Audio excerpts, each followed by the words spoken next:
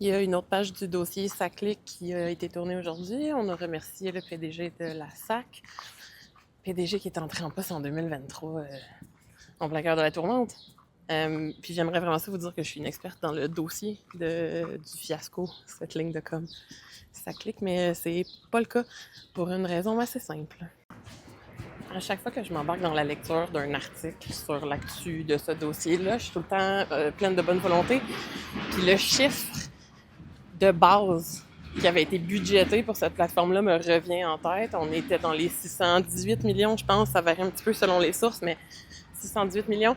Et j'arrête ma lecture subjuguée. Je ne comprends pas encore comment on a pu, en 2025, approuver ce genre de budget pour une plateforme numérique, même sur 10 ans. Là, c'est pas que je comprends pas un petit peu, c'est que je comprends pas énormément. Je comprends pas, ça fait aucun sens. Vous pouvez demander à ChatGPT, il va vous expliquer que pour faire un site web, ça peut vous coûter entre 1000$ puis 100 000 et plus selon la plateforme. Si elle est transactionnelle, c'est un petit peu plus cher. Mais là, vous remarquerez que même si on booste à genre, soyons généreux, 500 000$ pour une plateforme comme SACLIC, on est vraiment loin des 620 millions. Vraiment, vraiment très loin. Et je ne comprends pas comment ça se fait qu'il n'y a personne qui a levé un flag. À la limite, sous le format des propositions, des soumissions, c'était-tu la moins chère? Et si c'était la moins chère, ça n'a aucun sens. Voyez-vous mon désarroi?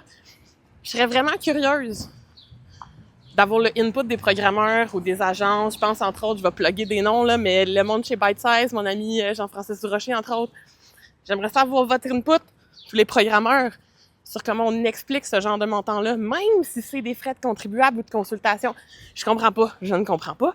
Et évidemment, si on n'avait pas budgété ça à l'origine, on n'aurait pas eu des dépassements d'autant de millions aussi faciles à justifier, je mets des guillemets.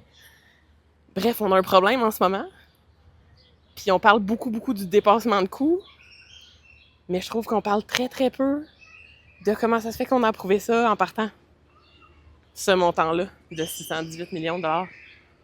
Pas sûr qu'on va comprendre ever. Ce qui m'amène d'ailleurs à une toute dernière réflexion pour ce petit input actu. J'ai hâte en esti au jour où ce genre de questions-là sur l'évolution technologique puis les maudits virages numériques qu'on prend encore, que ça devienne des enjeux électoraux. J'ai vraiment hâte qu'on en parle comme si c'était l'économie, parce que c'est partout tout le temps. Et c'est inquiétant de voir qu'on n'est même pas capable de repérer des budgets qui ont aucun crise de sens. Excusez mon langage. C'est tout, à la prochaine!